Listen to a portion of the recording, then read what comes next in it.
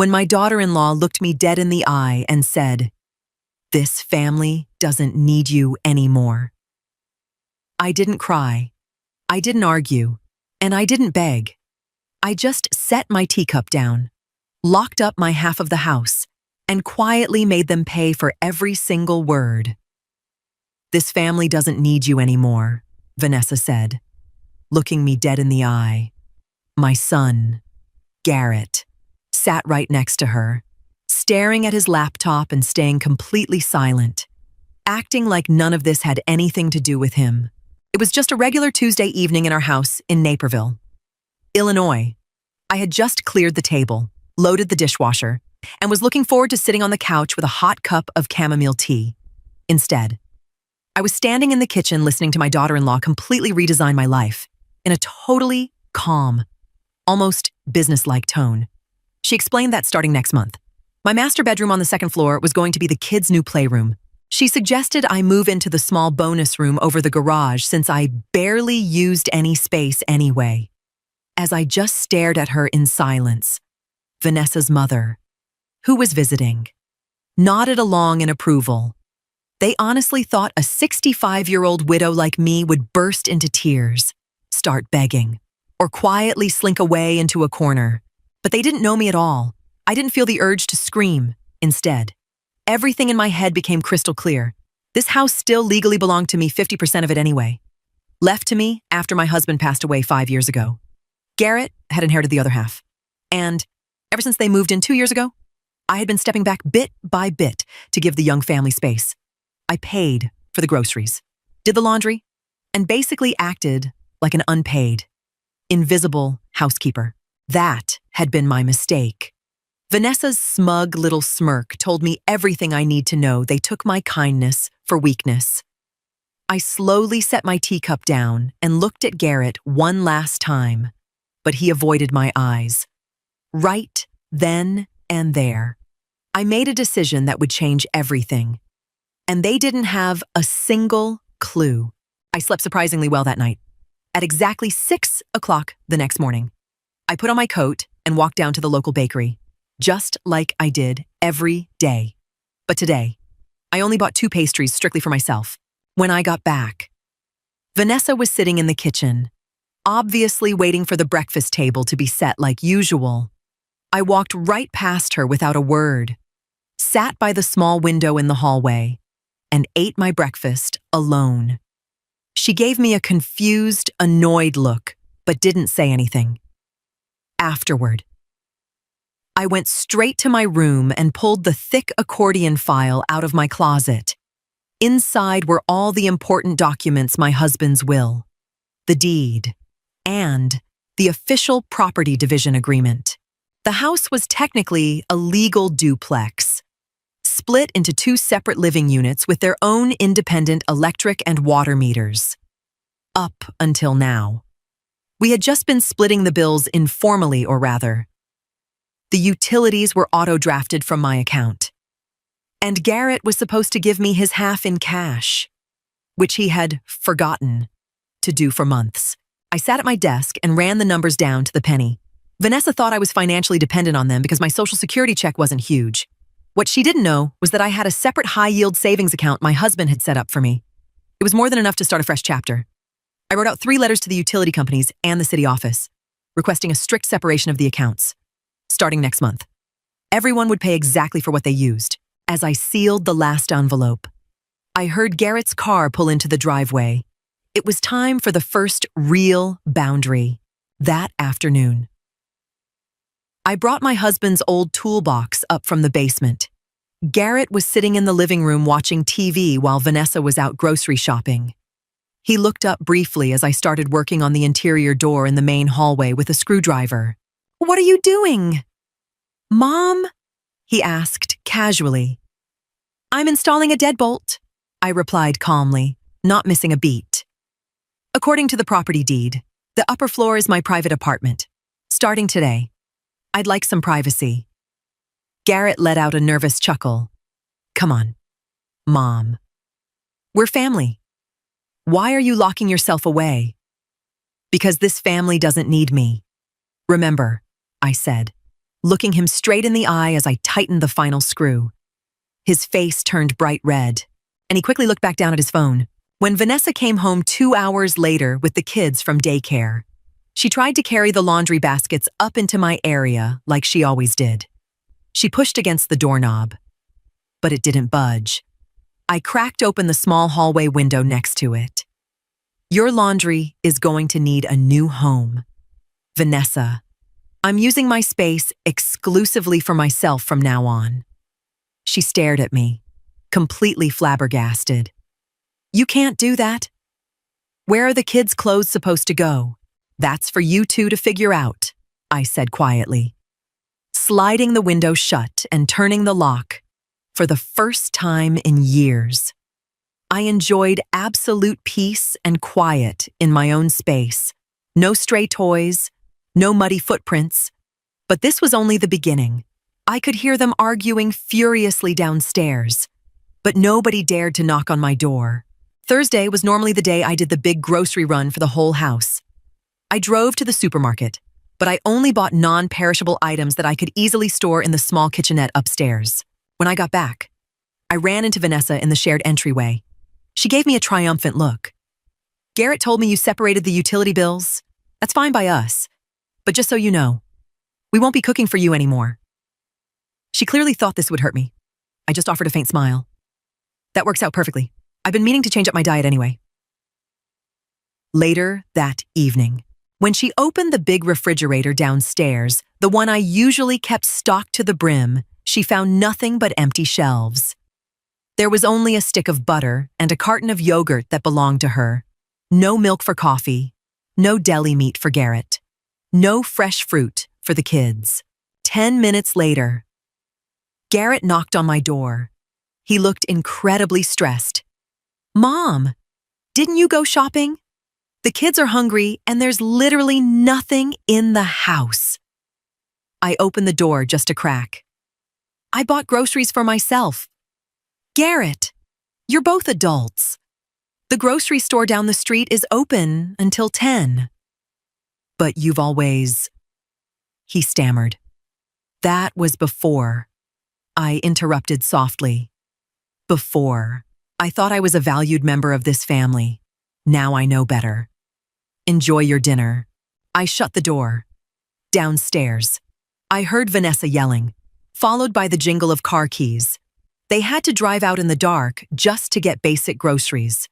They were finally realizing that taking me for granted came with a price. On Friday morning around 7, Vanessa shouted through my door. Her tone was noticeably less arrogant than it had been a few days ago. "Helena, can you pick up the kids from daycare this afternoon? Garrett has to work late and I have a hair appointment." I didn't even bother opening the door. "No, Vanessa, I have my own plans today." "But you have to. It's a huge appointment, and I'll lose my deposit if I cancel," she snapped, her voice rising. "Then you'll have to cancel it, or Garrett will have to leave work early." I called back through the wood. There was a long, heavy silence. And then I heard her stomping down the stairs. Of course, I didn't actually have any major plans. I spent the afternoon at the local park, reading a book on a bench and enjoying a latte at a little cafe I hadn't been to in years. It was wonderful. For the first time in a long time. I didn't feel like a burden. I felt like a woman who had finally reclaimed her time. When I pulled back into the driveway around 5, Garrett's car was already there. He had been forced to take off work early to get the kids. He was standing in the front yard looking completely overwhelmed while the toddlers threw tantrums on the lawn, and Vanessa yelled at him from the porch. In the past, I would have rushed over to help. Today, I just walked right past them with my head held high. Garrett looked at me with a mix of resentment and pure desperation. But I stayed ice cold. "If you're going to treat me like dead weight, you don't get to lean on me when things get heavy."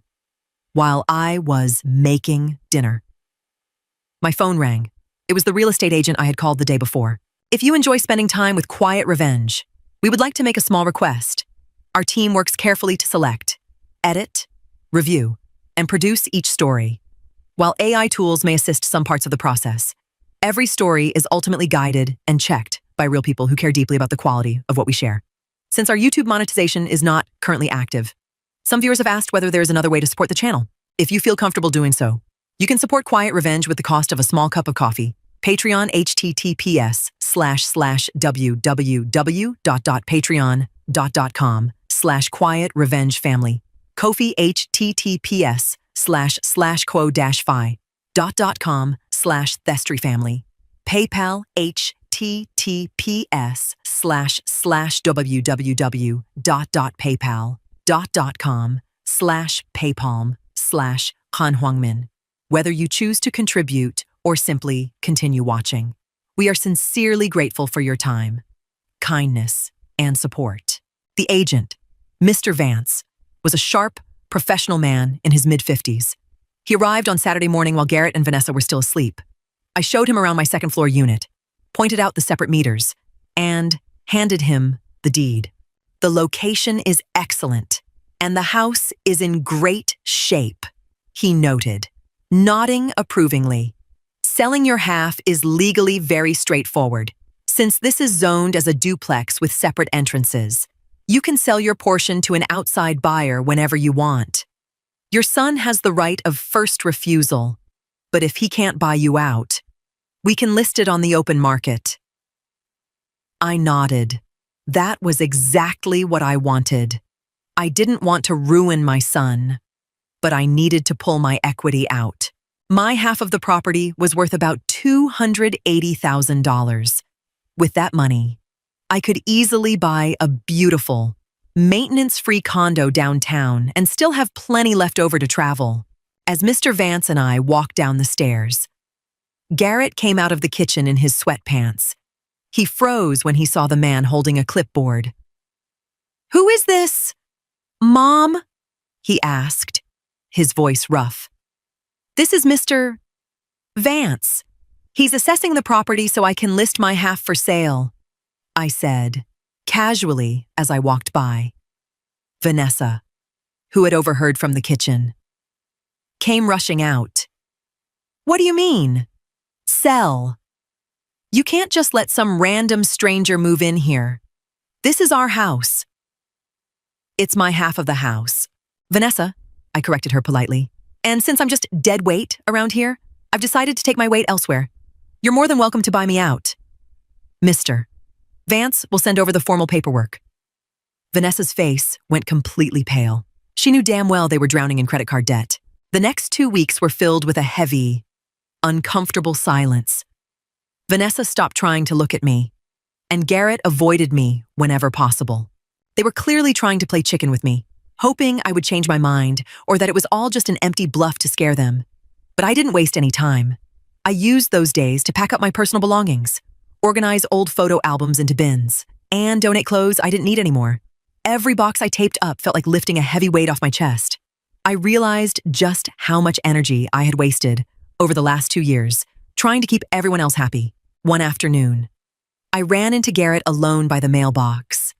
He looked exhausted, with dark circles bruising the skin under his eyes.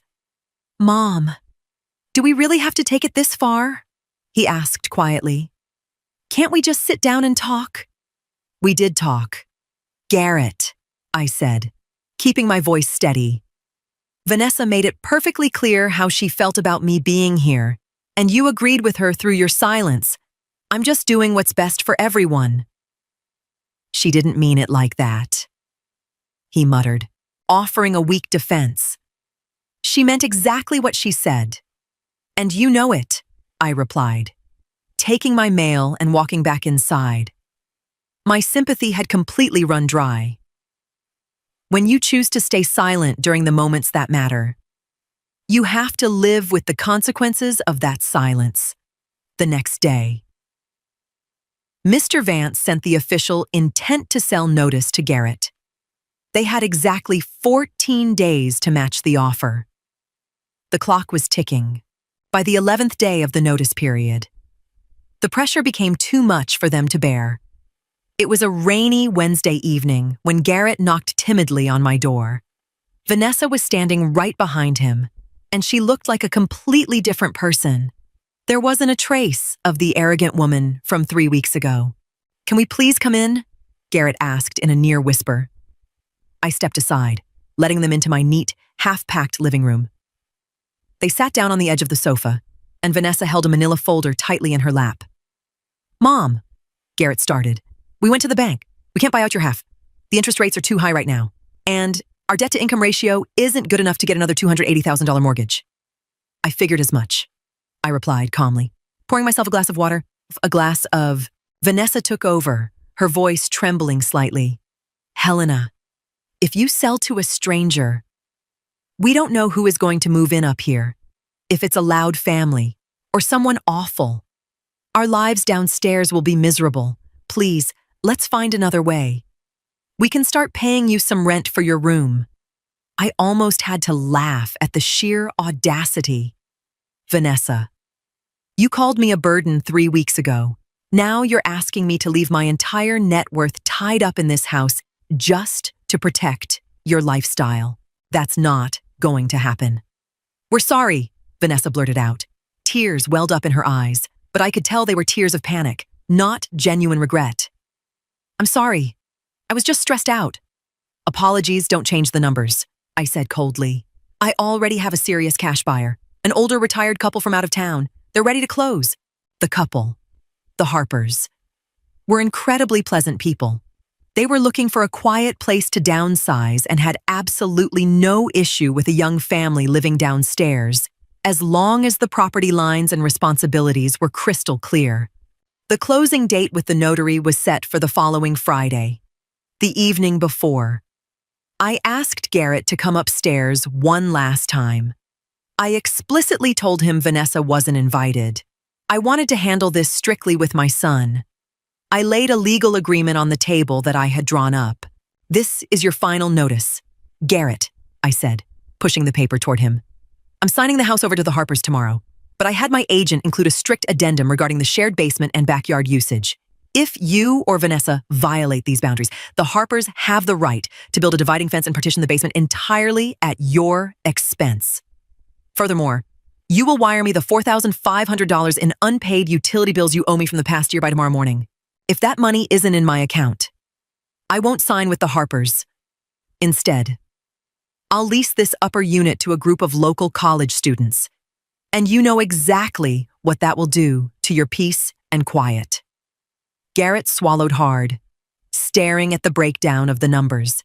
He knew I held all the cards, and he knew a house full of college kids would turn their lives into a living hell.